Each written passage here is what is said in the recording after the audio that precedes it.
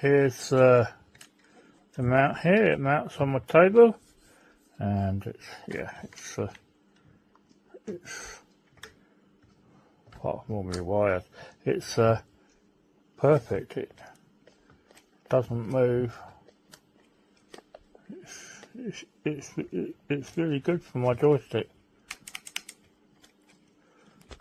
because I play Flight Sim 2024.